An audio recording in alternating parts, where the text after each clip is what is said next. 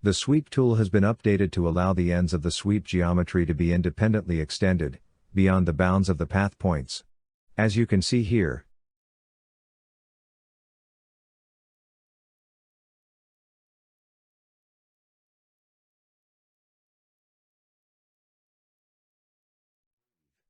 this is highly useful when you need to overlap existing geometry, especially when there's no nearby path points.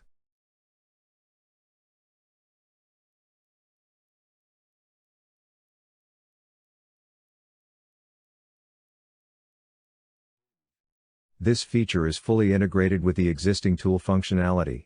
For example, UV generation will adjust for the end extensions. And the end orientation options will still function as expected.